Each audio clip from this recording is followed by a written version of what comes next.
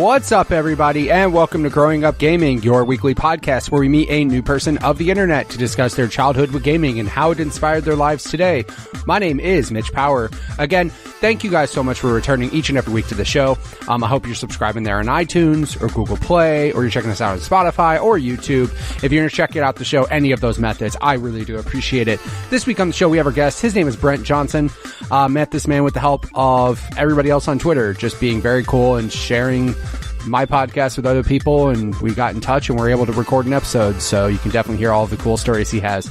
If you guys want to be in the show just like he was, go ahead and send me a tweet at MitchPower1116 on Twitter, or at the podcast Twitter page, which is at GUG Podcast on Twitter. Without further ado, let's get things started with Brent Johnson. Do you remember what initially got you started playing games? Was it a family member? Was it a friend? Was it some awesome magazine you saw at a store? Like, what got you started? It's funny that you should say that, because this is a story that I actually do tell sometimes, because it's just kind of it's an oddity. So my dad, now granted I'm 33, so let's start with that. I'm an old man in the millennial space. Hey, I'm right there with you, man. I'm 32, bro. My dad purchased a regular Nintendo back when I was maybe 2, maybe 3 years old. Right. He buys a regular Nintendo, and with it he buys the game Golf. Because my dad, huge golfer. That's all he did. Like, nice. That was his relaxation time, and he's like, my son's still too young to actually go golfing. Like, I would go with him and watch, but it wasn't something I could really engage with him. So he's like, oh, cool. So I can buy this little machine here, this little Nintendo, and I can buy this game Golf, and this is a way that he and I can golf together, and this will foster his love for golf. And before you know it, he's going to be a big golfer just like I am, and it's going to be great. Which, side note, happened way later. Awesome. But so he buys Golf, sits me down, and I start playing this game. Now, granted, again, I'm probably 3, 2, very young. The Nintendo itself was still fairly young at that point.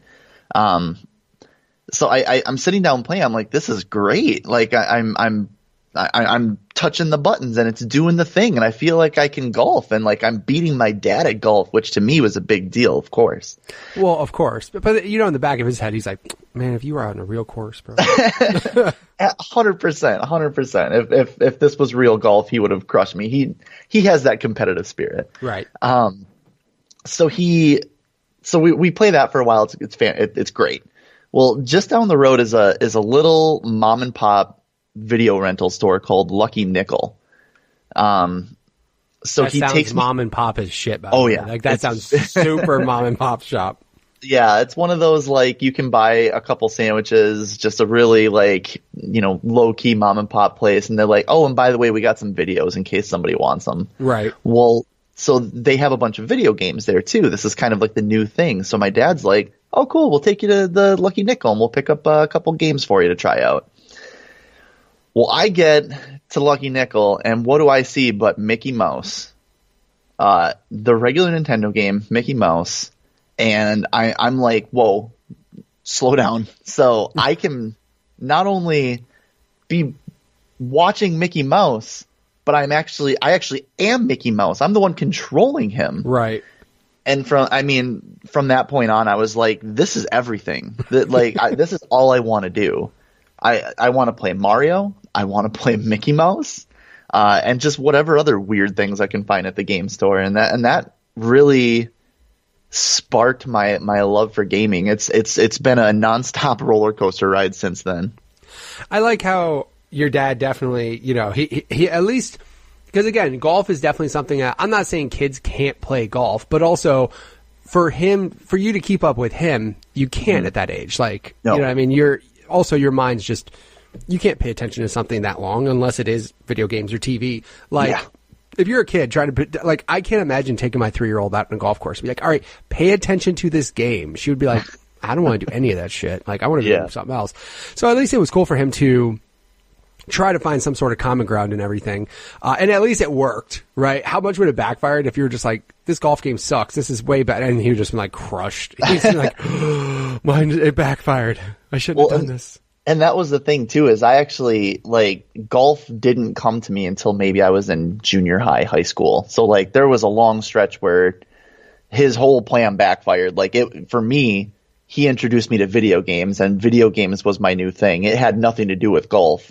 And of course, as I got older and I started to appreciate, like, you know, going outside and doing things too. It's like, oh, okay, right. Cool. So golf is actually a lot of fun. I enjoy this, but yeah, no, it very much started as I can do all of these things on the TV with my hands and my imagination, and it's great. And that's kind of where everything got fired off for me. Right. I mean, yeah, that was the other thing too. I think because, you know, obviously TV attracts kids because it's flashing lights in your face and you're just a mushhead kid and you're just like, ooh, pretty.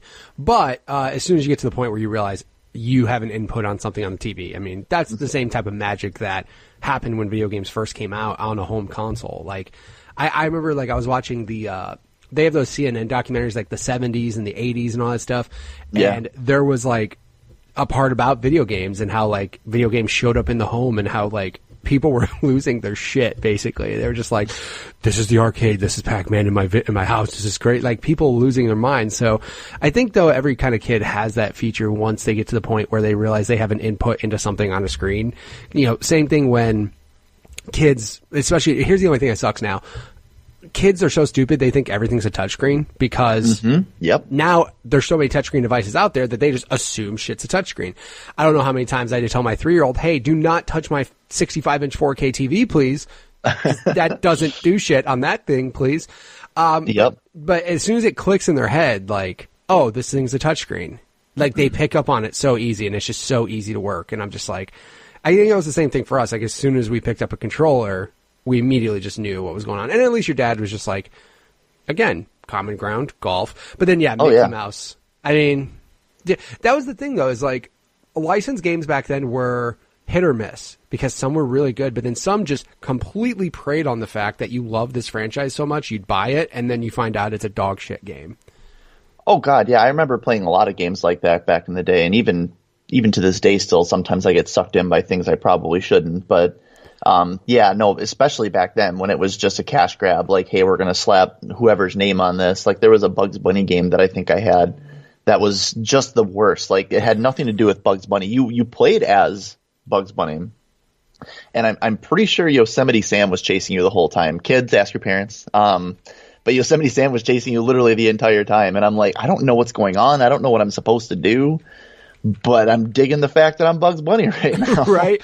I mean, that was a big thing. Is like, well, now we're all privy to it. We're all like, oh, it's a licensed game. Like, let's see how shitty this thing is. I think the thing is now, though, is that I think just because game development costs are so expensive, they save that shit for mobile now.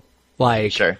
You know what I mean? Like, all these games will come out, and very much so, they're like, oh, there's no Avengers game, but on mobile there's some sort of Avengers bullshit game or something that they just like reskin.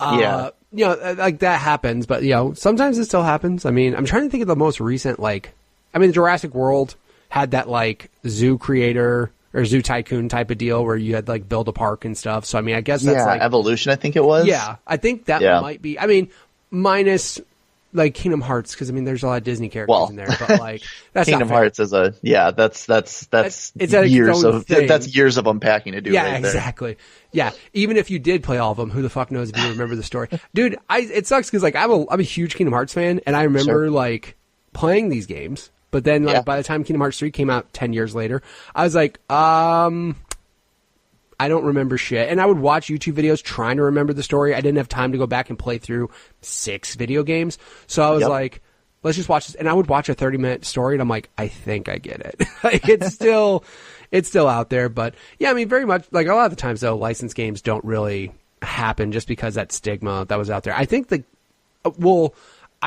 wasn't a license specifically towards like a movie, but like the Spider-Man game was fucking incredible. That was great. That was fantastic. What's funny is the only thing that led me to think about that is the last like super awesome license game I remember was actually Spider-Man 2 on like PS2 and Xbox, because that was actually out. It was called Spider-Man 2. It was around the time the movie came out. It very much was not the movie's story, though. It was just like a fucking good Spider-Man game. Yeah, no, they just did their own thing, that increasingly becomes the point. It's like, you can release close to or day and date with a movie release or something like that. But like, as long as you give the developers the ability to do what it is they're trying to do, like the game will only benefit from that. That's become increasingly clear. Like the more and more, and that's even going back to Kingdom Hearts. And I won't talk about 3. I finished it. Yeah, and please don't. I haven't had some time yet. boy, I was a tangled mess for a few hours after that. But Jesus Christ. Yeah. Going back to, we'll just say Kingdom Hearts 2, for example. Like, as much as I always enjoyed doing the Disney movies were always just follow the story of the Disney plot and then you're done. Right. And it was as soon as they were able to, like, okay, you've been through 6 Disney worlds. Now you're going to go to crazy anime world and do our crazy Kingdom Hearts anime thing. And I'm just like, whoa, okay, the gloves are off. I'm having fun. Like, that's right. what always brings it back for me, is like when they're allowed to just do what they want to do and just really lean into that, even if it's weird, even if it's totally weird, like Kingdom Hearts. Right. When it's their vision and their passion coming into it, like you sense it. You can just feel it. Even when it gets super campy. Yeah, I mean, and even like so with like the Spider-Man release, like they could have timed it with Homecoming, or not Homecoming, sure. probably, but like they probably Far From Home. Like they could have timed it with that. They could have used, Tom Holland's likeness instead of their own Peter Parker, and they could have loosely done some shit. But they didn't. Like they actually just took that, and made their own thing. But like another thing, for example, I remember one game that I never got a chance to play, but nobody would shut the hell up about how good it was that Wolverine, like X-Men's Origins. Yeah. That movie was trash. Like that movie was really fucking bad. And the game came out and it was like mature rated and violent as shit. And like you did all this crazy, I'm just like, wow, like you guys, you didn't go PG-13. You didn't follow what the movie, like you were just like, fuck this. We're going crazy with a Wolverine game. And I was like, that's like a good example right there of like, hey, yeah, we're going to time it just so people give a shit about Wolverine at this point in time.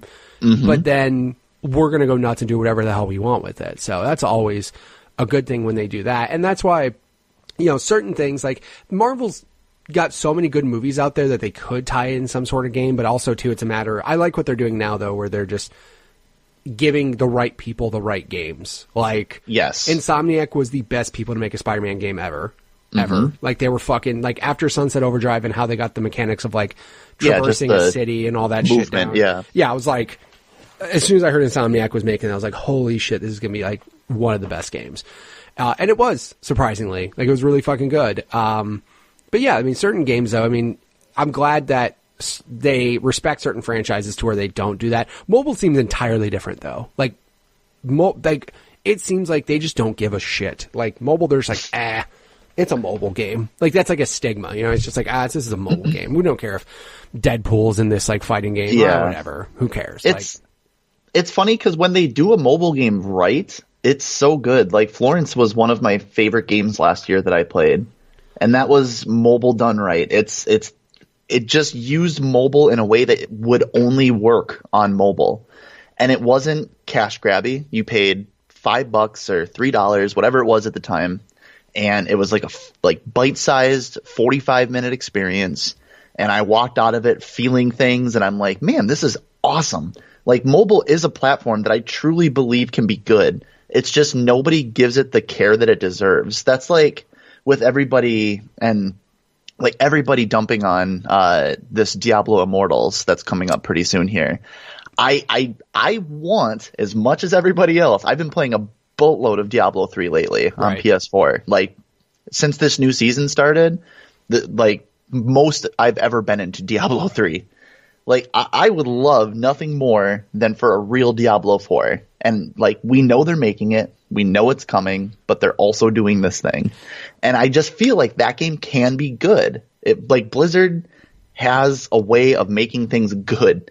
And I think it's just one of those things, like, and messaging aside and do you guys have cell phones, don't you? Yeah. Like all of that aside, that game, it has so much potential to me.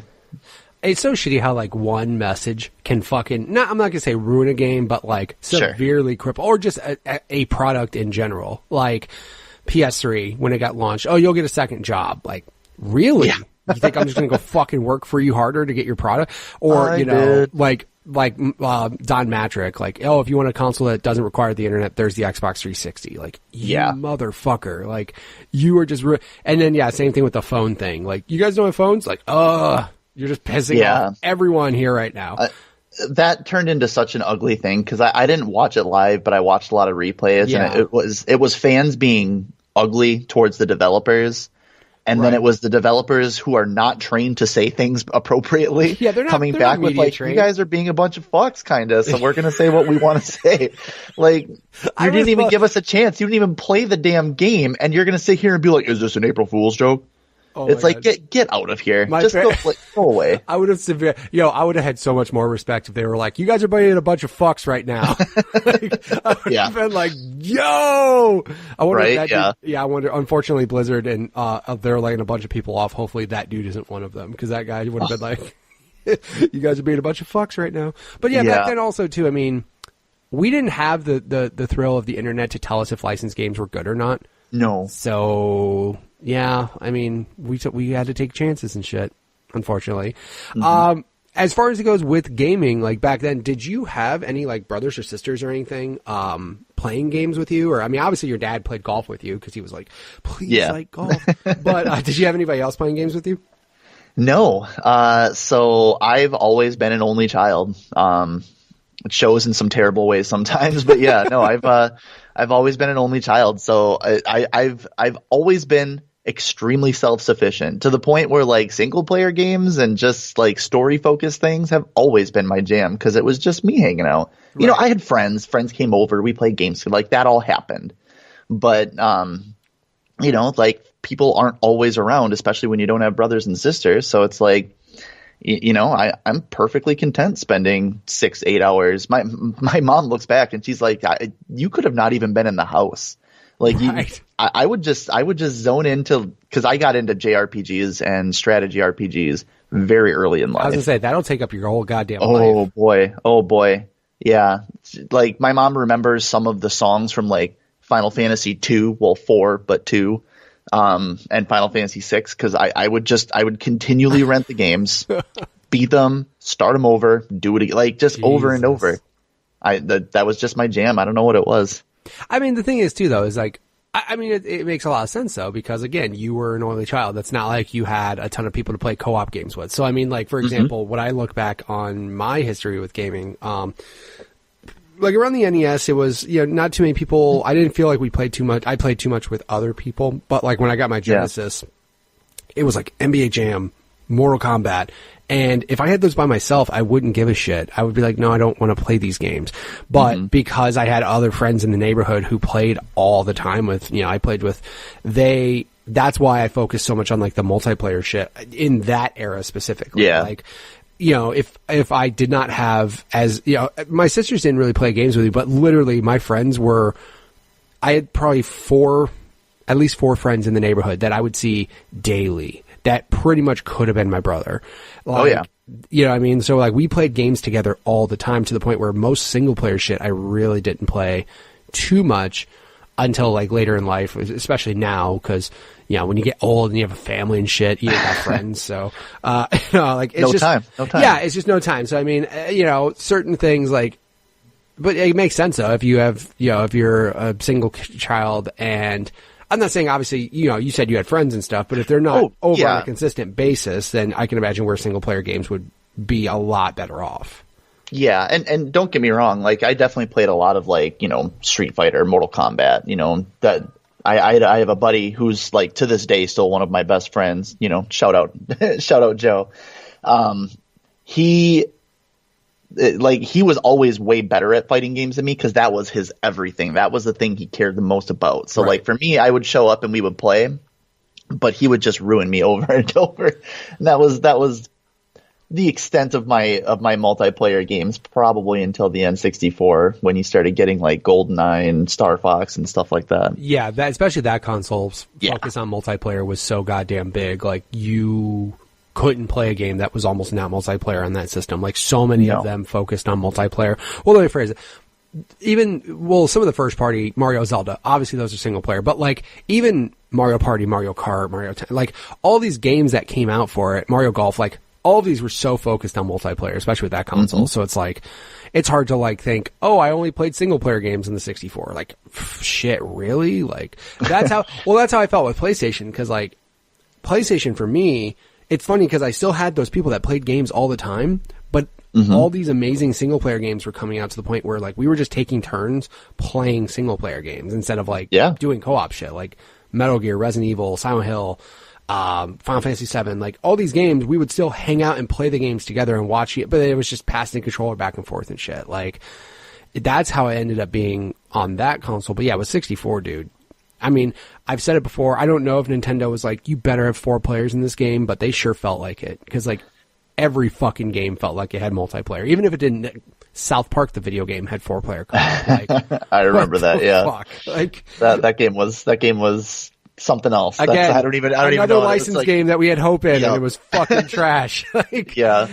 Unfortunately, we made the best out of it, but yeah, that's one of those. Your mom spent $80, so you're goddamn gonna play this game for the next 3 months, right? You better hope you like this shit. So yep. Unfortunately, that type of stuff would happen. But yeah, and with the fighting games, dude, it's funny because when we played fighting games, we literally bought Mortal Kombat, and we never did like competitive shit. You know what I mean? Like we just kind of fucked around and did fatalities on each other and stuff. Like that's it. We never got to the point where we were like competitive and like hardcore into like beating the shit out of each other and stuff. Like we were just like, we're just dumb kids and we want to see some violent shit happen on TV. Yeah. So, you know what I mean? And for me, like the fighting thing actually got ruined for me hands down when the internet existed, because you thought you were good until you went on the internet and played anyone else and you got your fucking ass beaten and you're like, yeah, I'm done. Like I just, and I have friends who are so into it, like that's their life and they know this and they know that. And like,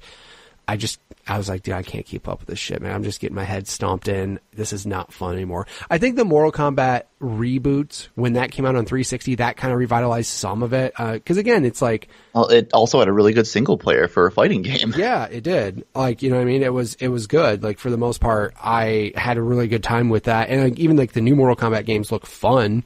Yeah. But again, like the whole competitive scene, I'm just like, I can't do this shit. Like, it's just too much, man. People are just way too good at that genre. So it tends to happen.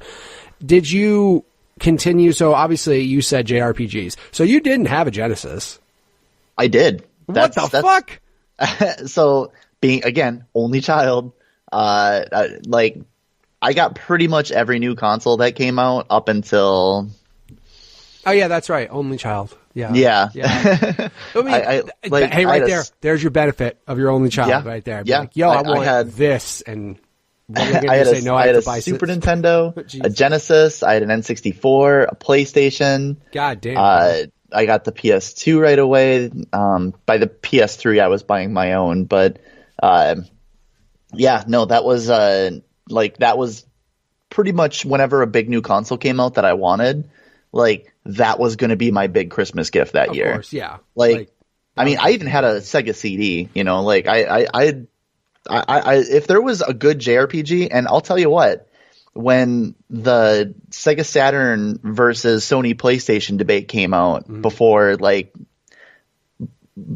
really knew what I wanted, I was like, I don't know which way I'm going to go, because I want RPGs, and that's my sole focus for looking at one of these consoles. Right. Of course, Final Fantasy VII gets announced, and those videos start coming out, and I'm like, this is clear. This is the obvious winner now. Right. So like that changed things pretty quickly for me. But yeah, no, that was like that's always been a thing for me, is just having new consoles all the time, and you know, I'm very fortunate for that.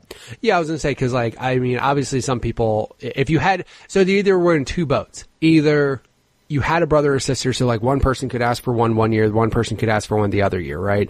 Or you were an only child and you were just like, hey, I want everything, and your parents were just like, well, we don't have to buy anybody else shit, so sure, why not? That's exactly it. Yeah, I was gonna say, because when you mentioned like JRPGs, I was like, well, he's obviously not talking about Sega, because, dude, that Genesis had very few RPGs. Like, very... I mean, it had Shining Force, it had Phantasy Star. Yep. And...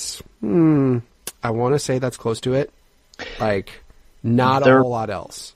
I don't think there was a ton else. There was a game called Beyond Oasis, which honestly was not very good, but that was more of a Zelda clone. Right. It wasn't until, honestly, and this is no joke, and this is why I even brought this up earlier, the Sega CD was a treasure trove of RPGs. Really? Because Working Designs, who, they made Popful Mail, they made Lunar 2, right.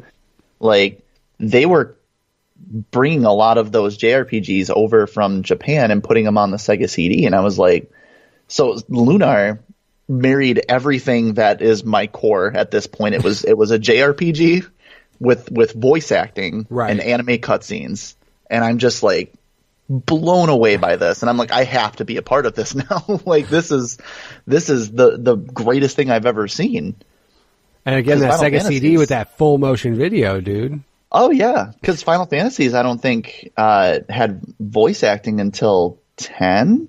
Yeah. Something like that. Yeah, I mean, 10 was the first one. They had the motion video, but there was no voice acting or anything. Yeah.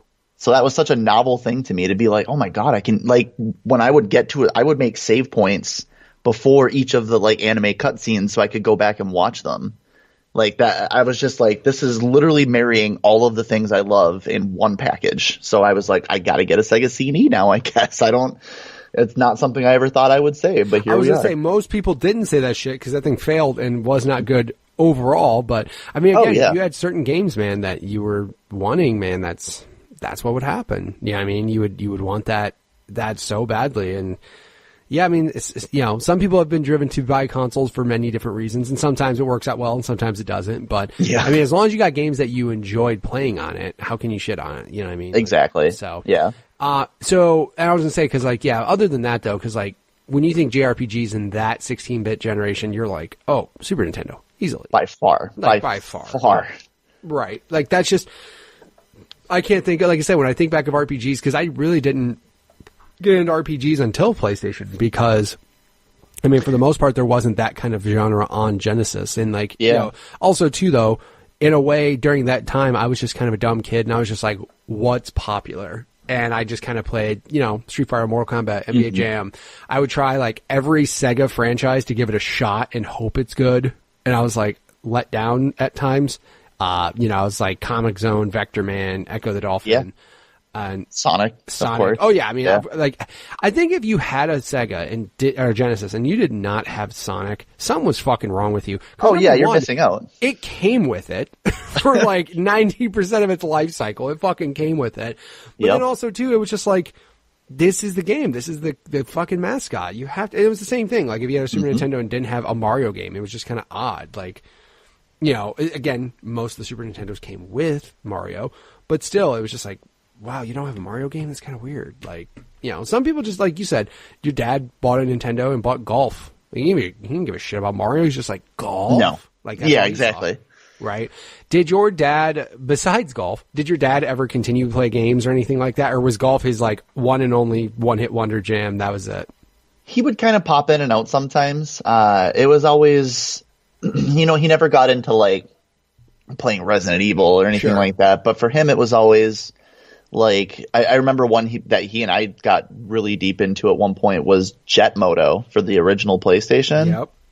Like, weird racing games and things like that. He would kind of dip in for stuff like that, but, games were never his forte. That, it always came back to he was trying to get me to play golf. And then eventually I would start going with him and it was fine again. But did he ever buy, like, newer golf games? Like, did he ever see newer golf games and go, oh shit, look at this? Like, did he ever do that or no? No, we would see the newer golf games and things, and he'd be like, wow, look how far this is. Like, he would, as an interest in the technology sort of thing. Right. But never in like I kind of want to try that. It was always more of a, I'm interested in how far games have come and how quickly they did. Cause it's, console generations were always incredible leaps up until, maybe PS3 to 4. Yeah, that was definitely the one where that leap was not super big. Like, it was still there, but also when you hit HD, you were kind of like... Yeah. There's only so much more you can do at that point. Like you're tightening up frame rates and stuff like that, which of course looks great, but yeah, you kind of hit an upper limit at some point. Yeah, those older consoles though, from like Nintendo, Super Nintendo 64 or 64 GameCube, like that's where shit was like, what am I looking at? This is crazy. Like this looks so much better. Yeah, I mean, and like I said, because with those types of jump, and you're right though, with the newer consoles, I think the only thing that they did as far as the jump goes is the scale of games. Yes. Is now what's changed. Like graphically, I'm not saying it can't get better because obviously it can. It's hard to believe it can just because shit looks really crazy now. Mm-hmm. But also too, we were dumb kids and thought like Resident Evil on PlayStation 1 was like realistic and looked incredible. When you look back now, you're like, what the fuck? This looks awful. But now it's just like the scale of games and how much shit is going on. Yeah. And, like that's what's getting it now. Like all just the... Yeah, like you said, the fine-tuning, it's like level of detail. Like, you look at Red Dead 2, and you're just like, Jesus. Like, look at all the detail in this game. Like, it's not even like this open world is the biggest open world ever. It's just like, this open world doesn't need to be the biggest. It just, like, as much detail as there is in a game, you just, like, are in awe. You're like, wow. It's insane. It's density. Like, there's just, you never... Even though you go for long stretches playing Red Dead where you may just be on horseback, but there's always something happening. If you really pay attention to fine details, there's always something going on that's interesting with Red Dead. You know, with the way that other people are coming by you, and just especially when you get into the larger, more like populated areas in the game, just seeing how these people are going about their daily lives, and it just feels organic for the most part. You know, there's times, and Red Dead is well documented for showing signs of cracking, but like that game's just continued to amaze me from start to finish about how they can really draw you into the world with things that may seem really mundane, but from a believability standpoint, it just makes it so engaging. Like I felt like I was there and my decisions really mattered, and it made me want to do things like, oh, it's getting dark out, I better set up camp, you know. Like that's not something I do in video games. I usually just say, oh, it's nighttime, and then I keep playing, and then I don't think about what my character's feeling. But like all of a sudden I've made this weird connection with Arthur because I'm like, oh, I gotta clean my gun, I gotta brush down the horse, and I want to make sure I'm getting all my cores filled up, so I'm eating my nutrients. It's like I'm taking care of this person. It's like a virtual child. It's a Tamagotchi, but a way more detailed one. Right. It's absolutely insane. Yeah, and I think certain companies do it better than others, though. Like example, Rockstar is literally the type of company. They're in the best situation because they made Grand Theft Auto 3, and that one game right there has given them basically the freedom to just kind of go, we're Rockstar, we can do whatever the fuck we want to do, we're going to, and everybody's going to like it because of, like, they don't rush games, they don't do press releases 6 years in advance. Like the month before Red Dead came out, all of a sudden all this shit started being shown, and everybody was like, I can't take, like, I was looking at screenshots of the game, and I'm like, that's not real. Like, that does not look like a real video game to me. It looks like a fucking picture of something. And then, like, you see it in action, you're just like, I can't believe this game. Like, this is nuts. And, you know, it sounds ridiculous, but, like, horse testicles. Yeah. Whoever at Rockstar was on a whiteboard and was like, we need horse nuts to work appropriately. Like, whoever fucking thought of that is insane. But then Rockstar was just like, sure, whatever. And again, nobody batted an eye. Nobody was like, that's stupid. Everybody was like, that's insane that you thought of that. And that's that level of detail that I keep talking about when it comes to specifically Red Dead. Like, that doesn't need to exist. That did not change the game. It did not make anything better. It didn't like if they hadn't had or even talked about horse nuts, nobody would have noticed. Right. Nobody would have questioned it. Like, exactly. It's the fact that it exists. We're in the cold. Those horse nuts aren't appropriate. Like, yeah. Nobody would have said those words. Maybe one person on the internet would have screamed it in a forum, and everybody would have looked at him like he was fucking crazy. One horse enthusiast would have been like, hold on a second. Let me fact check this one. Last time I checked, that's not the way horse nuts work in the cold. He's got a pin board full of horse testicles with strings attached to them. Like, I don't think it's adding up here. Exactly. No, Rockstar just did it for that one guy. Maybe that one guy works at Rockstar. That's what it is. He works there. He's like, hey, guys, something's not right here. This ain't right. It has to be. Right. But I mean, like, as far as it goes with details in games, like back then, I think the thing is now though is like with details in video games today, they can provide it to you, right? They can do. Back then, you just kind of had to use your imagination a whole lot more because obviously, technically, they couldn't do all this crazy shit back then. So I mean, even voice acting back then, like you had to kind of make up voices in your head of how these people sounded. You know what I mean? Now it's like voice actors, full-on actors doing the whole goddamn thing. Especially, I can imagine with you doing RPGs. Like, yes, how many? There's so much dialogue in those games, and again, I didn't play them until later in life when like not necessarily voice thing was around, but like at least full motion video. Final Fantasy, those types of RPGs for PlayStation at least had videos. But like back then, it was you had to use your imagination a lot, especially with how they sounded. Yeah, and Final Fantasy. So Final Fantasy VI is my favorite Final Fantasy. I know that's not the popular opinion. Everybody's going to say 7 for till the end of time, but there was something about 6, and maybe there's a little bit of nostalgia there too. But I just fell in love with that game. There were so many characters. It's one of the very few games where the villain wins. Right. And then you're trying to pick the pieces up. Like that's and that's probably, that's been done a million other times in other places, but video games, that's not something you saw very often. It was usually, even in RPGs still, it's more of a like, oh, well, we got there at the last second and stopped everything and everything's good now. And it's saved like the world. All right. Yeah. Like there's a very definite moment in Final Fantasy VI, which is like, the whole world's destroyed.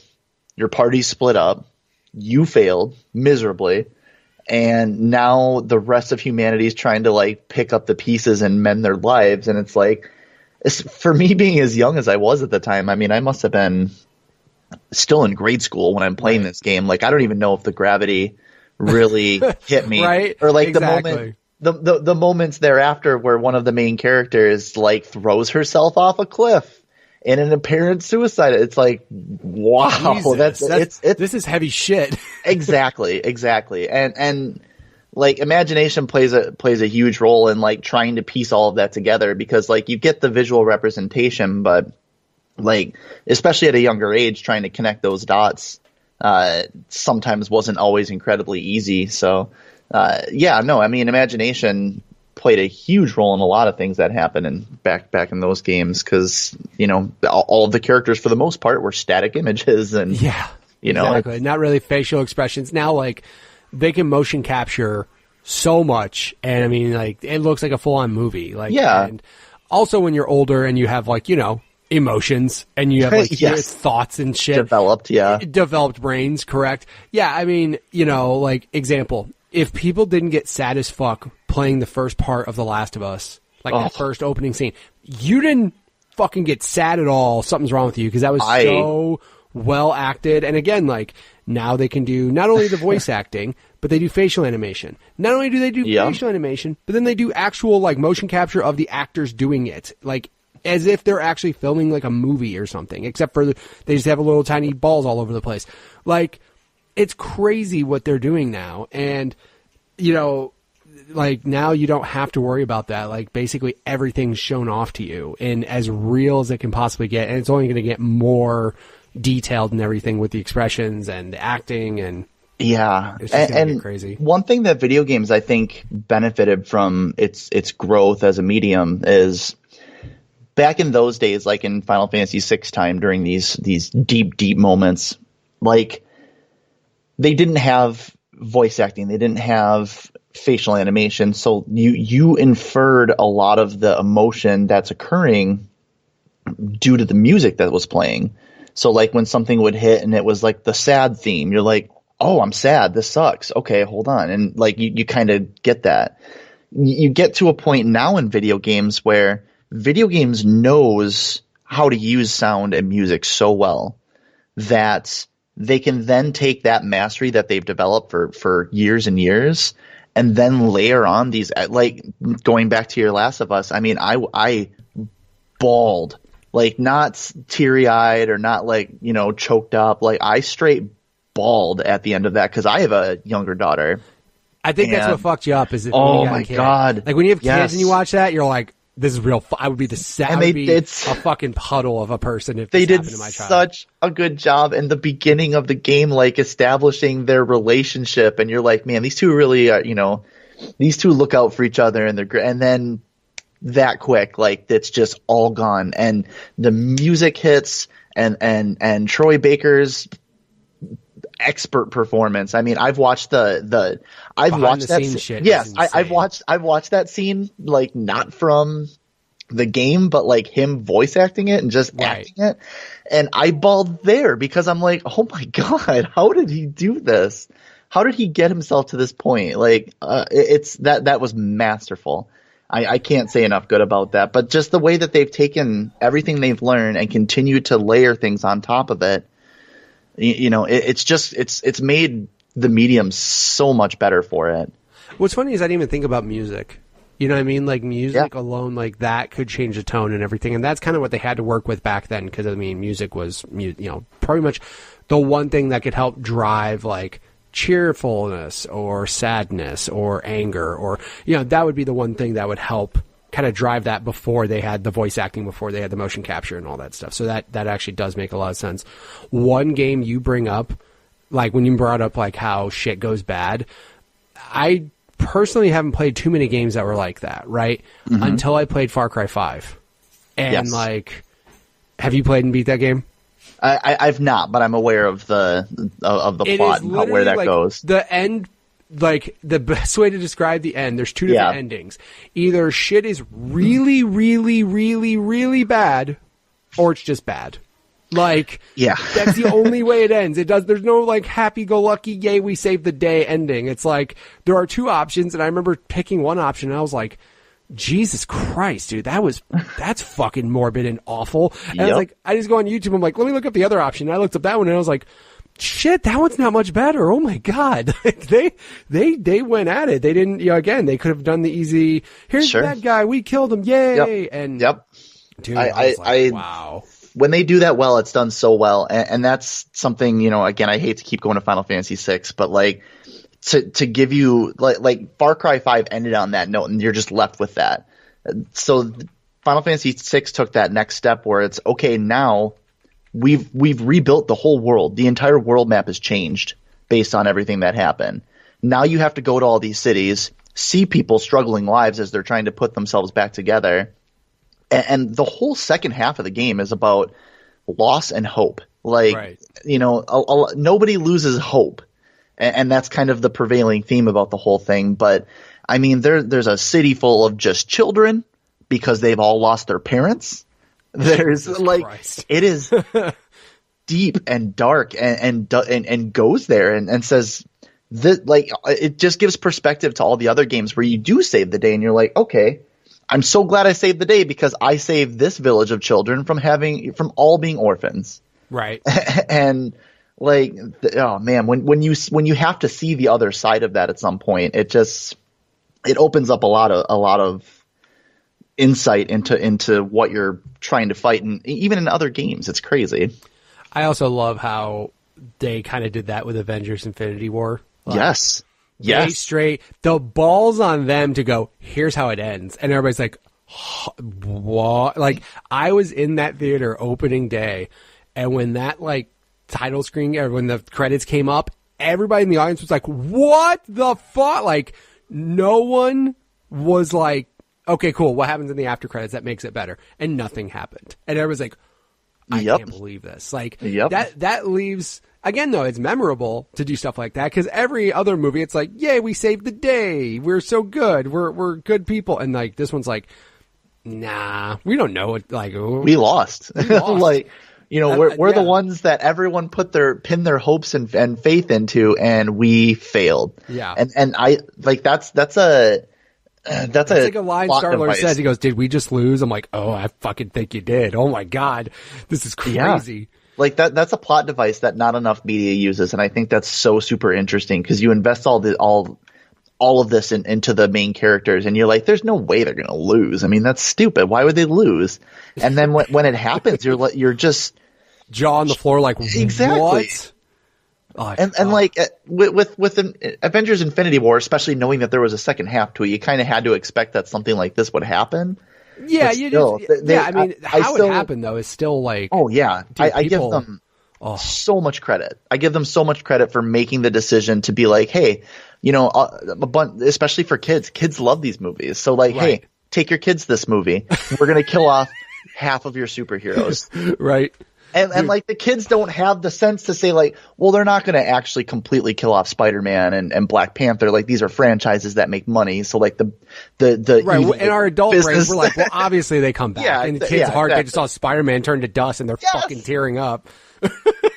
Oh my God. That was what made that so great to me is like, they had the balls to go there and just leave it with, all right, we lost. Here's how the world is. Yep. Ta-da! And then here's credits. And it just permeated the next like couple movies that came out because it's like even at the end of not to get into endings of a bunch of recent movies, I guess, but like Ant-Man and the Wasp, it's like that plays a role in it too. And you're like, oh my God, they just can't let someone be happy until this movie's over. It's all dark as shit. So I don't even want to know what's going to happen in Captain Marvel. Like, yeah, there's just like. Well, again, like it's also too is thinking of like how dark things are getting, but also too video games got like dark as hell. I know, like, dude, look at like Last of Us. There was people that were super uncomfortable with the way like when you choke somebody, how like they were grabbing for you, trying to like get it out. I was like, it was really, really realistic, but also the medium now is so realistic that it's like unsettling. You're like, oh, sure, this is kind of that's why certain games. As far as it goes with like violence and things like that, certain games are a little like my son, for example, he's 13. Mm-hmm. He plays a lot of shit, but there's certain games that I'm just like, Assassin's Creed, when you shove a blade up some dude's face, I'm like, and it looks real. Yeah. It looks really graphic. I'm like, oh, I'm not going to let you play that. That's a bit fucking rough. Yeah. That's a bit on the rough side, but I'm like, you want to play Titanfall 2? Go right ahead. Who cares? Yeah. You want to play Fortnite? Sure. Yeah, okay. Exactly. Go have fun with Fortnite. But no, man, when you're like in Gears, when you shoot a person and then they chunk into pieces, I'm like, yeah, we can't do this right now. Like a little bit later. Not, like certain things, I'm just like, yeah, it's a bit rough. So, yeah. But so obviously your love of RPGs led you, well, again, you were an only child, so you were awesome and got both consoles. But I mean, question though, as a person with both consoles, did you spend equal time with each console? It really just depends. Like modes where you were just like, I don't give a shit about that right now, but I have it in case I want to play something like. It very much went that way. Like if there was a new game that I could sink my teeth into, like that was everything. The other console could have not existed for all I cared. I would have to say at the end of the day, the Super Nintendo is definitely the one I played more of because there's just JRPGs. I could go on and on about the great JRPGs that existed on the Super Nintendo and the ungodly number of hours I've spent on playing all of them. Right. But Sega did have a lot of great stuff for it. And I was also lucky. I don't know if you remember this. I don't know if anyone's going to remember this, but there was a thing they had at one point called the Sega Channel. Yes, that was okay. Their, okay, yeah. You know I know what you're talking about. It's like Netflix for Sega games, right? Like in a day and world where the infrastructure could never support it. You actually had to screw a coaxial cable into the cartridge that plugged into your Genesis. Yeah. Like that's how crazy it was. But like you got 50 Genesis games fresh every month. And like you could save your progress. So you could like if you're playing Shining Force or Phantasy Star, all right, I'm just going to save my game and play it again later. So like I actually played a lot more on Genesis than I probably did on the Super Nintendo overall. Right. But it was just because it was so available to me. Right. Which, by the way, Microsoft is doing such a good fucking job with right now with Game Pass. Because they straight are just... It sounds ridiculous, but if you have an Xbox and you don't have Game Pass, you are really fucking up. Like, yes. It is way too good, and I don't give a shit if you play a cup. Like, they added Shadow of the Tomb Raider to Game Pass. Mm-hmm. The game is less than 6 months old. It is not a Microsoft property. It is a AAA game from a third-party developer, and they got it on Game Pass in 6 months. Yeah, I mean, I signed up for Game Pass specifically for Sea of Thieves, and I've played a boatload of Sea of Thieves. Excuse the pun. I didn't even mean to do that. Like, boatload is something I say a lot. If you didn't say excuse the pun, it would have fucking floated right over my head. I would have been like, "What? Yeah, buttload. Yeah, I caught myself as I'm saying it. Like, God, this is going in a bad way. Dad, I'm sorry. Yeah, no, I've played so much Sea of Thieves, and it's a game that I wouldn't have paid attention to had it not been for Game Pass. Right. It's a game that I fell in love with because of Game Pass, and it's a game that I continue to play because of Game Pass. Right. And you say, oh, well, you could just buy it. It's like, yeah, or I could continue to pay for Game Pass, also play Shadow of the Tomb Raider, also play Ashen, also play Mutant Road to Eden, also play Crackdown 3. It's like, there's so much that you get for it. A lot of people are like, would choose a side? Are you Microsoft or PlayStation? And I'm a PlayStation guy. I have been for a long time, but I still own an Xbox and a PlayStation. That's just, part of what I do. And there's no part of me that would ever consider not having Game Pass because there's just too much out there that you get for having it. Right. And the fact that Microsoft's acquiring studios left and right, and they're just going to make their games So the only thing that scared me is there was some report saying that Phil Spencer or someone at Microsoft was trying to say that they wanted to have one AAA exclusive game every quarter, which is somewhat scary to me because I don't want them forcing people to make a game, not forcing them to make a game, but forcing them to put a game out early, just because, we haven't had one in the last 4 months, we need or 3 months or whatever, we need a new game. I would rather you just let them make the game, and if it comes out this quarter, cool, Mm-hmm. But as soon as they bought Ninja Theory, all of a sudden Hellblade was on Game Pass. And again, I'm just you guys Hellblade was one of my top games in 2017. I loved that game. It was fantastic. Yeah, and some games are coming out day and date on Game Pass to where, if it didn't come out on Game Pass, who knows what kind of traction the game would have, but because it is on Game Pass, everyone and their mother fucking loves it. That's so good. Sea of Thieves is probably the perfect example, because again, the game looked cool. Now, if I bought it for $60, would I be bummed out? Based off the time I played it, yes. However, because I have Game Pass and because of all the other shit that's there, I just look at it and go, yeah, I got that game. I can just play it whenever the fuck I want. It's there. Mm-hmm. And, I don't look at it on the shelf going, oh, I wasted money on that. I'm like, no, I'm getting all this shit from Game Pass. This is insane. That is truly where, they're just going to go nuts with it. And, the one game I said that has to go to Game Pass for it to make a comeback is Fallout 76. Yeah. If that went to Game Pass, people would probably shut the fuck up a little bit about it because they'd be like, a whole audience gets to play it again, and it's multiplayer, and all those multiplayer games, when they go to Game Pass, their just play rates just skyrocket. Yeah, absolutely, because everyone gets their hands on it. I mean, that's what caused Rocket League to be a thing. Yeah, because of PlayStation Plus.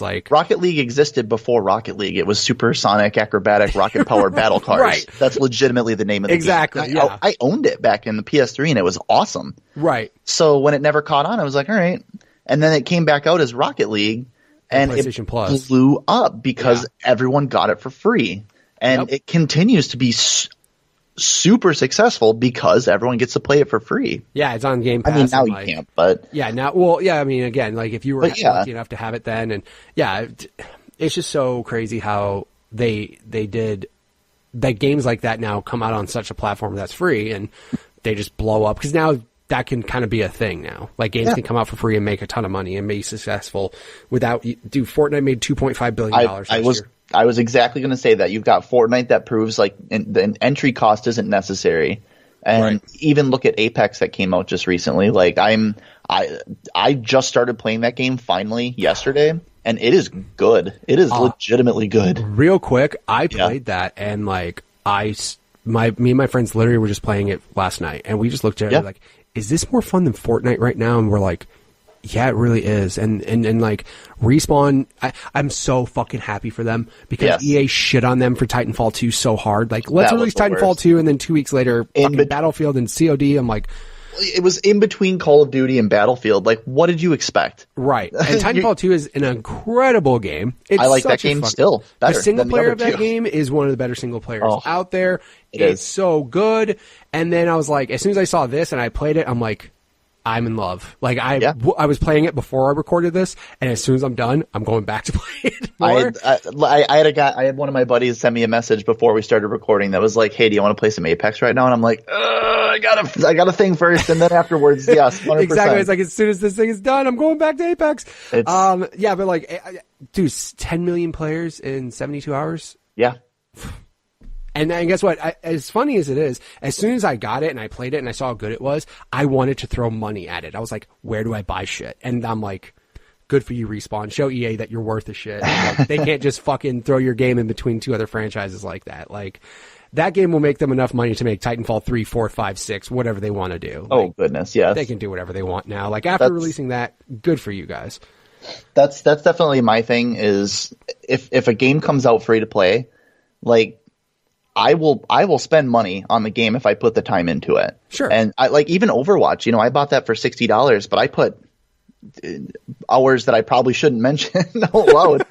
I mean, I probably spent about 500 or 600 hours in that game. Right. I played a lot of Overwatch, and I spent that much in Halo 5. It's okay. Yeah. So every time a new like event would come out for Overwatch, I'd be like, I'm going to spend $20. And people are like, why do you spend $20? I'm like, I got way more entertainment out of this, even with all those loot box purchases, right, than I ever would have with another game, with, going to the movies, going out to the bar. Like, the value that I got out of Overwatch was incredible. So I'm more than happy to spend the money and reward a developer for doing something good. That literally is exactly what happened to me in Halo 5. Like, I played Halo 5 for hundreds of hours. They never charged for DLC. They added all these new modes. They added stages. They added all this shit. And I'm just like, I was so close to getting everything in the game to the point where, like, all the rec cards and all that stuff. And then I finally got to a point where, like, they had a sale on, like, the $100 thing for $60. And I was like, yes. And I just bought it, and I, like, basically finished out all the stuff I needed, but I was like, I will give you guys money because I've played like 700 hours of Halo 5. This is an insanely good game, and I only paid you $60 for this shit. Like, yeah, I will be glad to give you more money. Like, please. And that's what immediately I was like, as soon as I was playing Apex, I was like, Battle Pass, I need it now because I can unlock all this shit. I need it now. I need it. And then I was like, Founders Pack, and I looked at it and I'm like, Founders Pack is okay. Where's the Battle Pass? Like, I just want to play this game so, like, it honestly may take over. I have a forever game is what I call it. Just a game I can just play whatever multiplayer it is. Halo 5 was that for a while. GTA Online was that. Honestly, Apex it's ridiculous. It's such a good game. I can totally see that happening for me. And I'm the same. I always have a shooter on the back burner that I can sit down and play again. And actually, lately that has been Diablo 3, oddly enough. But I can totally go see myself like falling into Ape. I played it for like 8 hours or like 6 or 8 hours yesterday. I just couldn't stop. Yeah, it's such a good game. My favorite thing is back then, obviously they didn't have free to play games, but they had demos. Oh God! And your demo was your free to play entry, and then you paid for the full game. That's kind of how they had to handle it back then. Yeah, and I felt bad for 64 people because like, demos weren't around. Sorry. Like, they were just, you couldn't no. Imagine Nintendo making a cartridge demo that went mass release like demo discs did for PlayStation. Like, they just weren't going to happen. No. Like, it's just ridiculous. And that was kind of the equivalent back then because, like, that was your free to play thing. You would get it free, or you'd buy a fucking Pizza Hut pizza and they'd give you it. And then all of a sudden you'd go and buy each of those games because those demos were so crafted. It's funny because like demos back then felt like game trailers, how they are like movie trailers. Like, you have to craft a movie trailer perfect to the point where you get intrigue, but you don't give away too much. You still want to have some surprises, but you want to make people interested in your product. And it felt like demos were the exact same way. It's like, we have to give them enough to get them interested, but not too much to where they feel they don't need to buy the game. Like, it was a weird thing, but demos back then were kind of a big deal because I remember demo discs vividly. Like, certain demo discs, I was like, these are fucking incredible. I bought full release Square Soft at the time, I want to say. I bought full release Squaresoft games because it came with a demo disc for something else I wanted. Oh, yes. The best marketing ever. By the way, not Crackdown. Not saying Crackdown 1 isn't amazing, but did people give a fuck until all of a sudden Halo 3's demo was included? Like, perfect way to get a franchise out there. Like, oh, here's an exclusive demo for the biggest game that's going to come out in the next 5 years or whatever. Absolutely. Perfect. Yeah. Like, no, so that was that was the marketing thing. Like, hey, buy this and then you'll get the other thing. Buy Brave Fencer Musashi and you can play Final Fantasy VIII a little sooner. Buy Crackdown, you can play Halo 3. It's like, that is how they got that out there. Like, that's demo discs changed a lot of things, and I think that was such a boon for PlayStation back in the PS1 era, because you could get your hands on games that maybe some people wouldn't quite find otherwise. Right. Because you just buy the one magazine and then you're good. Right. I mean, that would happen because, I mean, obviously that was also when PlayStation Magazine actually was coming with demo discs, like left and right and everything. But yeah, I remember like the Pizza Hut one specifically because I just thought it was fucking weird. But like Pizza Hut's demo disc right here, Gran Turismo, Metal Gear Solid, Medieval, Tomb Raider 3, and Crash Warped. Wow. I mean, that's a killer lineup. That's fucking stellar right there. Like that is good shit. And I remember Tony Hawk being on a demo disc. You just got the first level, but you could replay that first level over and over and over and over and still have so much fun. Yep. I wore out my Tony Hawk 2 demo disc. Oh yeah. Like the Tony Hawk demo. It's funny because like I remember the Tony Hawk like demo disc. I remember like whatever level was included, you were like, this level's fun. But then like you just didn't like, I don't know what it was, but it felt like playing the extra levels, like when you got the full game, it was just kind of weird. I was like, oh, I know this level up, down, left, and right, like all day long. Like, it's just kind of weird. Like, these other levels don't seem as good, or they just felt odd because I was like not used to playing them when like all these other, I was playing a demo disc for Tony Hawk 2, dude. It was so good. That's the thing that I brought that to friend's house. Like, you know, I brought a demo disc to a friend's house, and like that was our night. Like, right, you just didn't have that at the time. And like Tony Hawk is like, all right, you're gonna do 2 runs, and then I'm gonna do 2 runs, but you can't restart. Restarts don't, like, you can't, that counts as a run. Right. You can't restart and then expect to get a whole other start. Like, you get your whole 2 minutes and that's it. Right. Like we had like hard and fast rules when it came to how we were handling that.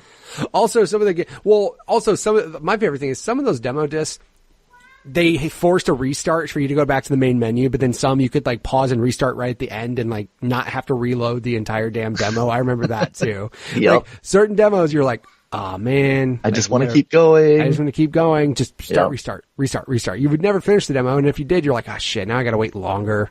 This sucks. Yeah. So, but as far as it goes, like so again, you're into JRPGs. So your PlayStation got ridiculous amount of use. Oh, it's incredible. Like every year 64 was sad in the corner. Like I had Quest 64. That was the only RPG that came out for the N64 in the US. And Quest 64 was awful, but boy did I play it. Also too, back then 64 games weren't coming out very often. No. Especially during its like first life cycle. Like right when it first launched, like there was just not that many games coming out. So when a game came out, you were like, oh my God, there's a game, I'm going to play it, I'm going to get it. And it would be fucking trash. And you were just like bummed, but you were just like, this is what I got to play with. You know what I mean? Like, what else are you going to do? Oh, I'm going to play Blast Core for the next however many months that I've got Blast Core now, because I just have to play something different. So you're into torture. Great. That's cool. Jesus, dude.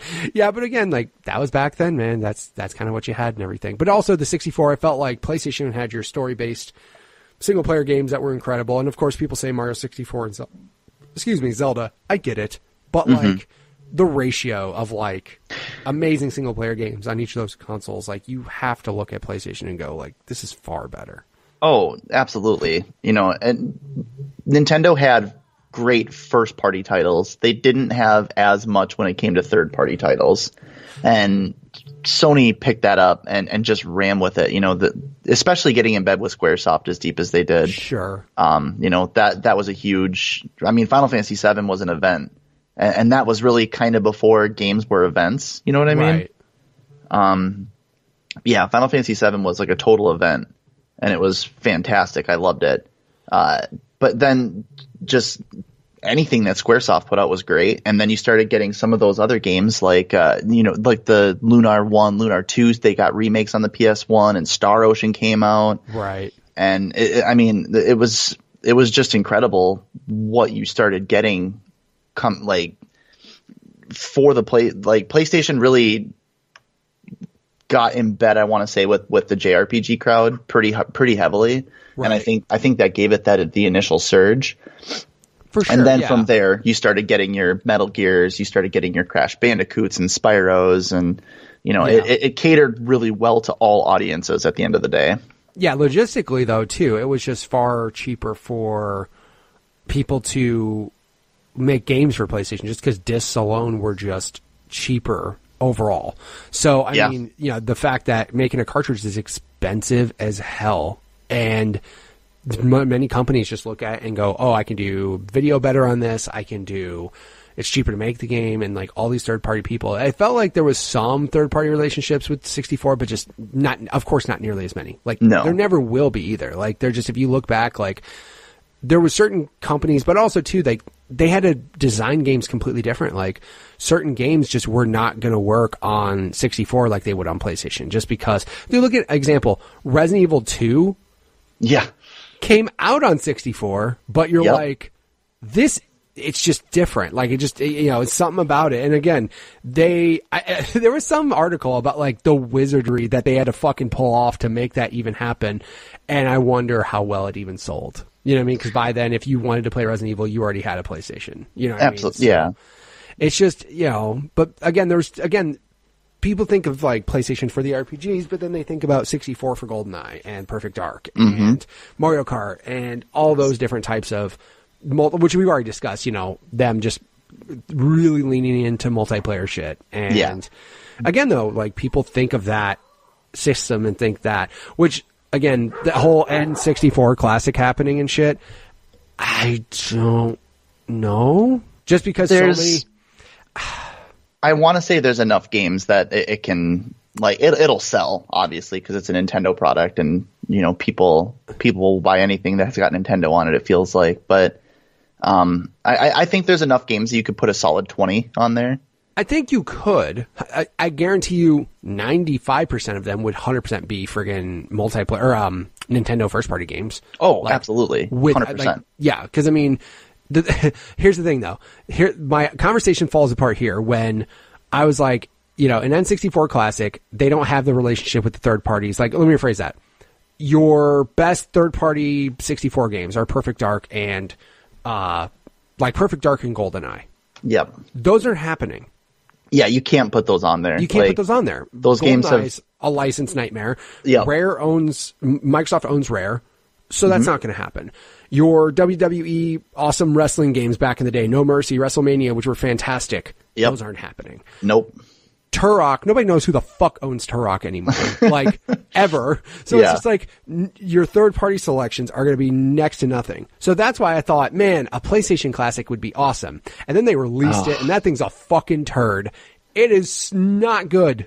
Yeah. It's not good. Like, they fucked up somewhere, man. I don't even hate the list of games so much, but just the fact that, like, they run in... What is it, PAL or NTSC? Yeah, like the other, it runs in the European version, so like it doesn't run at the right speed, and it's just a mess. Like, that's something that and I don't condone this, like, own these games physically, but if you can get a cracked version, so you can put some ROMs on there, right? That's the key that it needs right now, because it's missing a few things, and it just needs tightening up. It needs somebody's touch on it that actually cares. Well, what's funny is, like, the list of games that came out for it, I personally looked at the list of games and I was just like, some were just very weird. I was like, why? Like, where are we going with this one? Because last time I checked, nobody thinks PlayStation when they think of Rainbow Six. Like, who the fuck thinks about, man, you know what? I had a vivid memory of PlayStation 1, Rainbow Six. No one said that ever. And that was one of those games that they decided to put on there. And it's just odd because, again, in my head, I was like, Sony still has every relationship with their third-party people. Like, PS4 is the biggest console in the world right now. They could easily go, hey, any of you people, we want your best game on this console. But then it seems like some of them fought back because like the whole Crash and Spyro shit. Those are games you think of with PlayStation. It's fucking Crash and Spyro, and not one is on there. Like, and that's kind of the weird thing too, is we're getting into the era where PlayStation 1 is kind of that era where remakes and remasters and stuff like really starts taking off. Oh yeah, because the old you graphics are startling and bad. Exactly. You can't put Spyro or Crash on this PlayStation device because people are already rebuying it for the remaster versions. Right. So like they would be cannibalizing themselves in that regard, and third parties certainly aren't going to make that happen. First party, they don't have to care as much, but at the same time, it's like it's a really weird era to put a classic console out because it's some of these games exist still. Right. And to put them on a box better and on call the new them nostalgic. consoles. Yeah, exactly. Like all the quality of life shit that sucked, they've made better. Like, yes. It's just strange how they did that. But again, like I think of like 64 Classic, and again, even if you had your first party shit on there, you could get 20 games. But also too, are you going to have 4 control ports? They have to. You fucking better. Like they 1,000% have to. And it'll come with 2 of them, and then you have to buy the other one. So yep. I mean, we'll see what happens if they actually do that or not.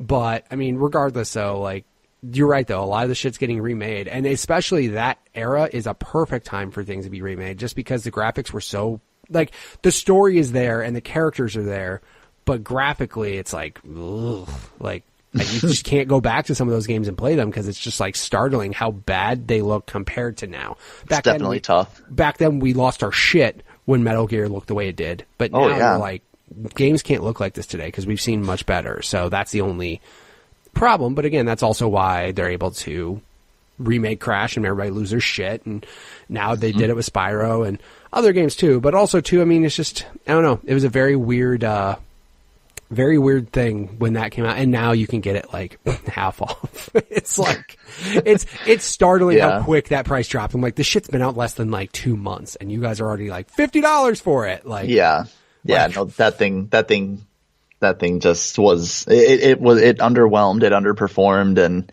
Sony likely won't go back to that. But maybe this is the kick to the pants to be like, I don't know, let's make PS1 games work on our PS4 somehow. Hey, that's a novel idea, right? Let's just put that library out. Like people, the things I would do to be able to go on my PS4 right now and purchase Parasite Eve so I can play Parasite Eve are staggering.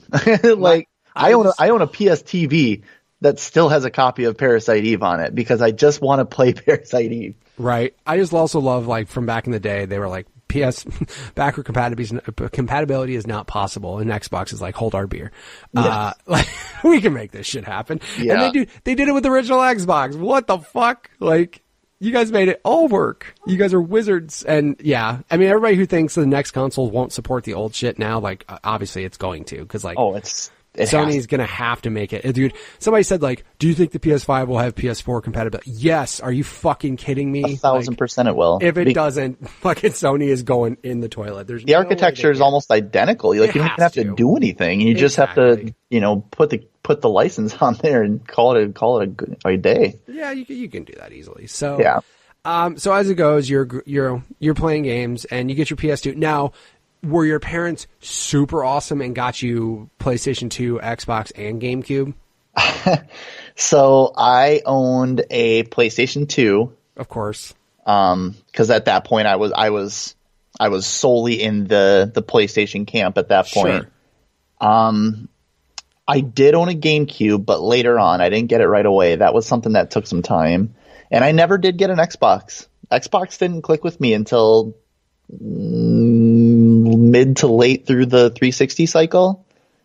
That's fair enough. I mean, Xbox, if you had here's the only thing I'll say. If you had the right setup, Xbox was incredible, but if you didn't, it didn't look much better than anything else. Like, example, the first time you played Halo, like Halo 1, local LAN party, 4 players, 4 controllers on each system, you were sold immediately. But if you didn't have that experience, it was like, how is this better? Like, what's unique about this? Oh, sure. And I definitely had friends that had Xboxes, so like I still played it. Sure. But even then, like the game that I probably played the most, I'm sure, was just Halo 1. I don't think I really played much of anything else on the original Xbox. Right. Well, again, like, I mean, that was the game, though, that honestly, if Halo didn't happen, Xbox might not have been a thing. So you have to, like, kind of say, yeah, Halo's definitely the reason why this console even still exists. But no, I mean, there's just that I was gonna say, that's when shit started getting crazy. It's like you had 3 choices. I mean, granted, you had 3 choices with Saturn and Dreamcast. Like, yeah, but dude, like the sadness of how Saturn and Dreamcast got treated, especially Dreamcast, because that thing was way awesome for its time. I bought a Dreamcast, and that thing was dope. I don't mind saying that. Like, that system did some truly interesting and fun things, and I played more Phantasy Star Online than I should probably admit. But yeah, no, that was sad. It was sad for not, I won't say online, but like online baked into the system. Yeah, it had the modem built right into the thing, like modem built in, memory PS2 card thing where you can take it out and take it with you and do shit. Like, yeah, the VMU, man, that was awesome. Yeah, it's just, it had a lot of cool shit, and it just happened to come out too early, and also was way too easy to fucking hack and make games for. Yes, that did not help. Let's just say, because CD burners at that time were a thing. Yeah, I mean, I remember there was a point in time when, like, CD burners, like, my buddy Gary came back from his house, and like, or his cousin, his uncle's house or something, and he came back with a burned CD. I was like, "What is that?" He goes, "Oh, my uncle just copied a CD for me. Here you go," and like gave me a copy of it. I was like, "What are you talking about?" And I put it in. I was like, "It's like magic." I'm like, "You just made a CD? That's amazing." But then, yeah, with Dreamcast games, I can't imagine. Like, you could just make Dreamcast games. Yeah, cool. Look at this. Like, and also graphics at that time were on par with shit. Like, on par with like PS2. I mean, it was weird because it was like the mid console life cycle. Like, it came out right at the end of PS1, but not before PS2. So it was like pre PS2, but then like PS2 came out and just fucking annihilated everything. Basically. Oh yeah. Dreamcast was 99 and PS2 I think was 2001. Right. And the graphics were pretty on point. Like, they're pretty close, but I mean, obviously not as good eventually later, but who knows what the Dreamcast would have looked like if they kept developing for it. But yeah, I'm sure they could have pushed that even harder, because there's still a couple things on Dreamcast that I think look good still to this day. Like absolutely. Sonic Adventure, the very first level when you're running away from the whale and stuff like that. Like, that looks incredible. The rest of that game is pretty forgettable, but that first level was great. Right. Yeah, it's just kind of crazy that came out, and then, like, literally it had like one Christmas where if it did well, it would have been fine, and then it didn't, and then they were just like, we got to cut the cord. And I remember everybody giving a shit after it died, which is really sad, because they were like, oh, Dreamcast, $100, and like, you can just go grab one. Like, people gave a shit afterwards, but unfortunately, too late. Yeah, but you had a Dreamcast, so I did. That's the first console that I spent my own hard-earned money on, was the Sega Dreamcast. Nice. So at that time, yeah, I mean, we were high school. Mm-hmm. Oh no, well, yeah, just about to start high school. Like, yep, I was. I started high school in 2000. So right, I did. Yeah, so yeah, I mean, like around that time though. But so you saved your own money, which is awesome, because I mean, I had the similar thing with PlayStation, because my grandma was like, I am not spending $300 on you for Christmas. And I was like, she goes, if you come up with half, I'll come up with the other half. There you go. And that's what I had to do, and I did it though. But I mean, I felt very rewarding. Did you have that kind of sense of accomplishment when you bought it with your own money? You were like, this is mine. I bought it with my own money. I didn't have to ask for it. Oh, yeah, 100%. Like, that's whenever I was able, especially back in my tween years, that, you know, I was like, oh my God, I managed to put together $40 whole, and I'm going to go buy Wild Arms. It's going to be crazy. Like that was always rewarding in some capacity. I always felt good about that, but right. But yeah, it was something else when it felt like the next logical step when I went from $40 for Wild Arms to, you know, whatever $150 or $200 the Dreamcast was at the time. I think it came out $200. I feel like that feels right to me, $200. But yeah, that was like, man, this is my own thing. Nobody can take this from me. Exactly. Yeah, that's the other thing too. Is like, unless your parents were wild like assholes, be like, no, I bought this. You can't take this away. This is mine. I actually bought this with my money. Yeah. Yeah. Introductory price $200. Dude, Okay, like, for what that was too, for $200, that's a steal. It is a steal. Like, again, like other consoles tend to go insane, but $200, like for that, dude, yeah, that's a pretty good deal, man. So it's just sad what happened. But then, like, I like how basically when Dreamcast kind of failed, Xbox was like, because I mean, Microsoft helped do some infrastructure with the Dreamcast or something because it was running some like Windows bullshit or something on the networking side, I think.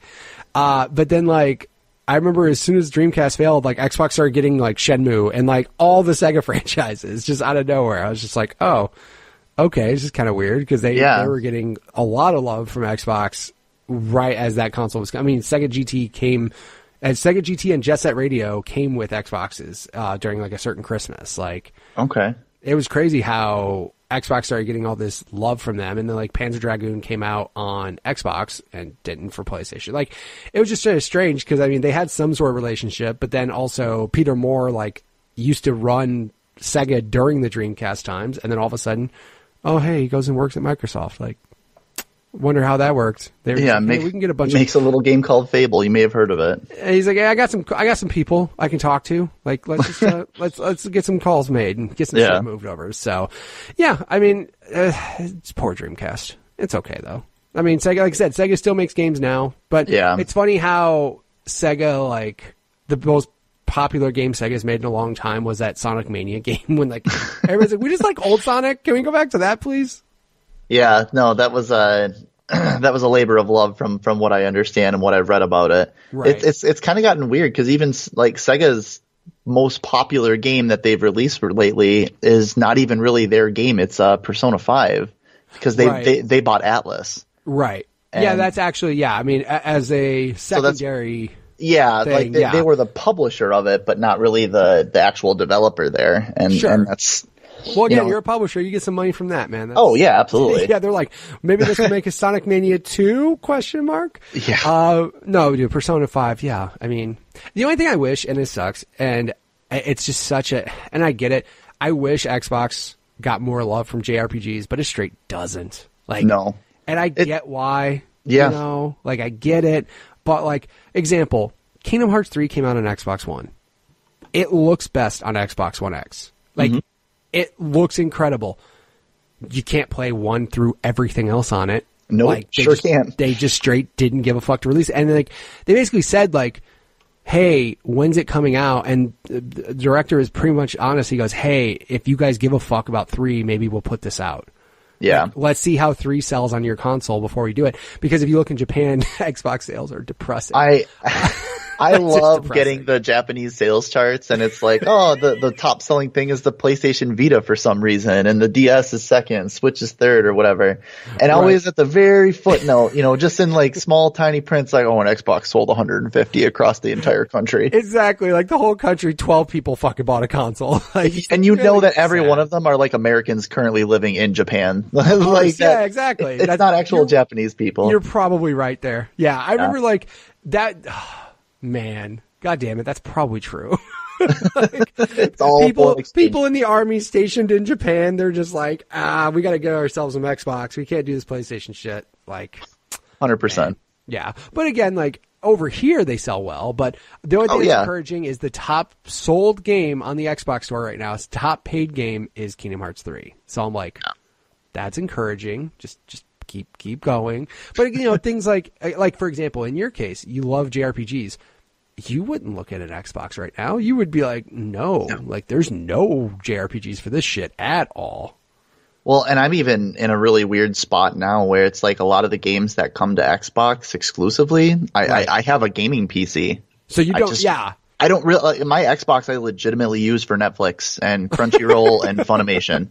Like, Game Pass and Netflix. Yeah, like my Game Pass stuff I play up on my PC because it's crossplay. Right. My like third party games and first party games, which once maybe Microsoft makes up some ground there, first party will be a bigger deal. But for the most part, I don't even need it. And I feel bad about that. But well, the thing is, like, also don't feel bad about it because my favorite part is like, of course, you get those console war people. They're just like, Xbox is not selling. I'm like, you don't understand. Microsoft's profits are up so much ever since they started doing subscription models of things. Like, you don't get it. Like, Microsoft's making money year over year on Xbox as a brand because of things like Game Pass. Sure, they'd like for you to buy their box, but also, if you just bought Game Pass on PC, I don't think they'd give a fuck. They'd be like, you're giving us money. Thank you. Like, that's all I got. You're gonna stand firm in the console war and not buy an Xbox, but you're also gonna buy Game Pass. You can play Sea of Thieves with everybody on Twitch. So yeah, exactly. Sea of Thieves and all your, again, like, when they did that, I was like, people just didn't get it. People were just like, why would they put all their stuff on PC? That's so stupid. I'm like, actually, it's really smart because, like, I'm sorry, people don't, they make money on software, not hardware. Sorry. I don't know if you realize this. There's not a lot of profit margin in consoles. That's been Microsoft's thing forever. Like, they've always been about software sales. Like, they don't make computers for the most part because they just put Windows on frickin' everything. And there you go. There's their money. They made it. Exactly. And it's funny because, like, year over year growth on Xbox as a brand is up 12%. And, like, why? Sure, the Xbox One X, it made people buy a console, but, like, Game Pass. Sorry, that is literally making the money hand over fist. And it's going to when they get more money into it, it's going to make it even better when they can get more third party, like Shadow of the Tomb Raider style, like exclusive game, not exclusive, but I'm talking like games that are like third party, or like AAA third party titles that they're like, oh no, we'll go to Game Pass. That makes sense. And it's just going to get better and better and better. And then it's just going to get ridiculous. Somewhere they were talking about like how EA Access might go to PS4, which I was like, finally, Sony is seeing like, hey, EA Access is also... Dude, if you have Game Pass and EA Access, that's a lot of shit you can play. And EA Access is $30 a year. Like, come on, dude. You would spend $30 on... Like, example, I was so happy when I had EA Access, I put in Apex Legends, started it up, and it's like, here's free money, and you get discounts on all the purchases. I was like... Sure. Done. Cool. Yep. Like, that made it worth it right there. I'm in. But yeah, now that's kind of where the consoles are going, though. They're just all going. So, direct digital. Dude, you can buy an Xbox and never own a physical game if you want. Technically, you can do that on PS4. The saddest thing is now, you can literally buy a PS4 and never buy anything else and just play Fortnite if you want to. Yeah. You don't know PlayStation Plus. You don't need to buy Fortnite. Like, that's crazy. But also, too, long term, like, Sony doesn't make money when that shit happens. Like, they make a small amount of money, but when you're buying your V-Bucks over the PlayStation Network, they're making money. But that's not that. A good chunk of that is also going to Epic. Yeah, exactly. Yeah, Epic realized that shit and they launched their own store, so it didn't even come out online. Dude, when it came out on Android, they were like, fuck the Play Store. And everybody's like, what? Yeah. What are you talking about right now? Fuck the Play Store. They're like, no, they take money. We like money. We're going to do this. And then Epic launches their own store, and now they're getting people to come over to them. So, that's craziness. So, a question, did you ever fall out of video games? Ever? Like, did you ever get into a point in time when, like, video games weren't as, like, your first passion or anything? No, I wouldn't say so. There's definitely times where I cool on it a little bit, but there's never been a point where like something else took your main, okay. Like I have other hobbies and things I do golf outside of video games. I do go golfing. Yes. I'm a big weeb, watch a lot of anime. That's a thing I do, but for the most part, it's it's always been games. That's been my primary hobby literally since I was a child. And it's weird for this generation because I'm part of that first generation that grew up with video games, and it's great from my perspective how video games have also evolved with me. It's video games at their inception were just goofy little things to waste time on, and slowly but surely, we're getting things like, like Journey and things like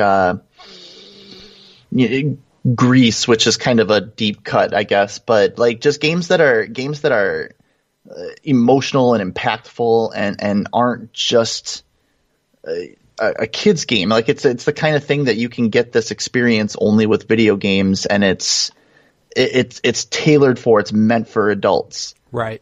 And some people have movies, some people come home every day and watch TV all day and watch a bunch of shows. Like these are my stories. These are my things that I engage with. And it's cool that I don't ever feel like video games stopped growing with me. And that's always been something that it's what keeps me coming back to play. And it's just the connections that I have with friends that, I grew up with that moved away. I've got, I grew up in the Midwest, up the upper peninsula of Michigan, if you will. Right. So like for me, I moved down to Wisconsin, and then I have friends that moved to the Detroit area, and I have friends that moved to, Virginia. So it still keeps those bonds together, and it's how I stay in touch with the majority of my close friends. Yeah, I would say the same thing because like I moved across the country. I didn't grow up where I live in Arizona now. I didn't grow up here, so like all my close friends, like I still played games with, and if I didn't play games with them, how often would I talk to them? Who knows? You know what I mean? So, exactly. Exactly. Like, yeah. By the way, emotional game. You have Game Pass, Ori. Yes. Yes. Oh, I cannot wait for Will o' the Wisps. Yep. And that's cross-play too. So play it on your PC. Yeah. But no, like, yeah, you're right though. Like, because again, certain people, like, some people come home and just veg out and do whatever they do. I mean, so many people have different things that help make them happy or calm them down or bring them joy, and everybody's got something different. And I feel, video games, especially like you said, as like an adult, video games are certain things you can't convey in. Look at like The Walking Dead, like Telltale's Walking Dead. Yes. You could make that a show, but also when you're making the choices of how these things happen, it adds that extra layer that you can't get from a movie or a game. So those types of things alone are going to make gaming a more enjoyable experience as far as a storytelling aspect goes. Some people what's funny now is Twitch is a thing. Like, you could actually just sit and watch somebody play the game and get enjoyment out of that. Like, that's the new watching TV. Some people will just watch Twitch. Yeah. I personally don't get it. I do. I not only do I watch Twitch, I also stream. So I like, for me, if there was time. Now, again, I have 3 kids, full-time job. If I have time, I'm going to play games. Like, I'd prefer not to watch them. Do I watch content on Twitch? Yes. Like, I watch kind of funny stuff, and I watch those types of things. I don't usually watch people playing games, unless, like, example, when Apex was getting shown, I was fucking glued. I was like, please show me everything about this game. But also, like, if I have a moment, it's like, do I watch somebody play this game, or do I just actually go play it? I personally just go play it. But, like, all the shows that are on Twitch, like, actual, like all kind of funny stuff, I fucking love it. So I'll watch that all the time. But yeah, like, I mean, just now people though can get into gaming and experience games without actually playing it. So that's even better. Like, again, my daughter, who's 16, she played Last of Us, and she's like, this is incredible. Yeah. I'm like, yeah, no, it really is. She's like, this is really sad at times. I'm like, oh yeah, it is. Like, it sure as hell is. She was like, that first part, she was like crying. She's like, does it get better? I'm like as far as like, she goes, does it get more uplifting? I'm like, no, not really. Like, do children die? No, not all the time, but like, sometimes they sure do. Yeah, it's like sometimes this shit gets real sad. But no, like, and I mean, it's cool to see now, like, especially how video games have driven, because the only thing that sucks is turning a video game into a movie, because most of the time it doesn't work well. No. Just because it's hard to convey that type, like Assassin's Creed, when that got turned into a movie, I was like, get the fuck out of here, man. Like, you're going to squeeze 25 hours of gameplay into a 2-hour movie. That's not going to work well. Like, you're just not going to be able to tell the full story.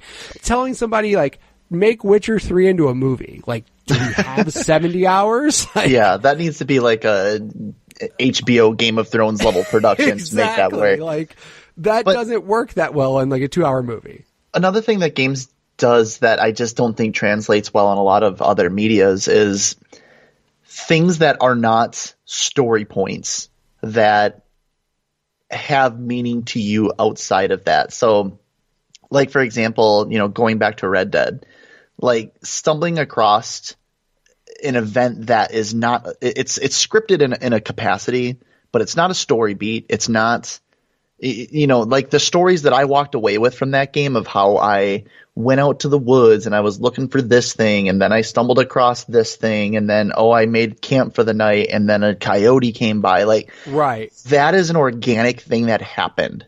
And you can't account for that. And a lot of my favorite moments in video games are those organic things that happen because the stars aligned in just the right way and you did exactly the thing that you did. It was your actions that made this occur. And that's why it's special to you. Because for me to tell that story, you know, where I went to the woods and camped and saw a coyote and did this thing, like, for me to relay that story to somebody means nothing to them because it's like, oh, you're okay, like, cool. so you did the camp mechanic and then you did this thing. Okay. Right. Yeah, that happens sometimes. Or like, like I would love somebody to be so dry about it. Yeah, it happens. What do you want me to do? Yeah, exactly. You want me to be impressed? You saw a coyote. Who gives a fuck? Like, yeah, so dry. Just the like when all of that happens to you in the moment, it's your experience, and that's something that you can only get with video games. You cannot get that in movies. Right. Movies by design are directed in a very specific way to make you feel something or see something or engage with something. And the fact that the director has every ounce of power, it just changes it fundamentally. And like every single video game has that thing that you did that makes it yours. And I think that's what makes video games such a powerful medium. It's why I keep playing games. There's nothing wrong with that, dude. Games are still pretty amazing. Yeah, I don't have any complaints about games at all. As far as it goes with your gaming habits like today, obviously, well, you said you have an Xbox, but you barely play, but that's fine. You still have one and you still have Game Pass. Good for you. You play a lot on your PlayStation. Do you have, I'm assuming you have a Switch as well? I do. Yep. Okay. Because dude, I would say, I think now is to the point where if you don't have all three, /4 with PC included, you're kind of missing out. Like, there are games on each that you have to play. So, I mean, that happens. I mean, I never got a chance to ask. I have been trying to make sure I ask everybody. What's the worst game you bought with your own money? The worst game I bought with my own money? Like the one game you bought and you were like, I fucking messed up. So I do have an answer for that one. So this was at the launch of the PlayStation 2. Oh, there's some gems there. Yeah. and like, I am so forgiving about some of those games. Like, I bought Summoner, which is a terrible game. Yeah. It is terrible, but I still found a way to enjoy it somehow. Sometimes you force it. Myself. Yeah, sometimes you have to force it. You're like, I gotta play this because I got it. Yeah, so, but one game that I got for the PlayStation 2 launch that I just tried so hard was Kessen. Do you remember Kessen at all? I do not, but I'm about to look it up right now. Is it K-E-S? Hold on. Kessen. The name sounds familiar. As soon as you said that, I was like, it's a Koei game. Yep, it's a Koei strategy game where that takes place in ancient Japan, which, again, me being kind of a weeb, it's like, oh, Japan, this is so cool. And like, I'm controlling whole armies. This is going to be so neat. I'm going to move them around and they're going to do their things and attack. And like, it never explains how to play it at any point. There's no tutorial. It's just like, figure it out. It puts you in the game and there's people running around and like, there's abilities I'm supposed to do, and then I do the ability, and sometimes people die, but sometimes I do. I probably put like 15 or something hours into that game just trying, because again, at the time too, I also owned like, I think Tekken Tag Tournament and Summoner, along with Kessen. So like those were my games. Was rough. That is all I had. So it's like, I'm going to get something out of this. Dude, do you think it was just the genre and like the fact that it didn't explain shit to you? I think that's a lot of it. I wanted it to be more Final Fantasy Tactics or Ogre Battle or something like that. Something I get. And it just wasn't. It was more RTS in a way.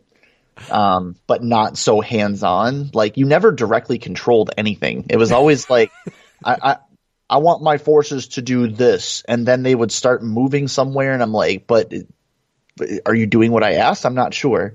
Like, I just never got it. And maybe I was still young and just impatient. It's possible.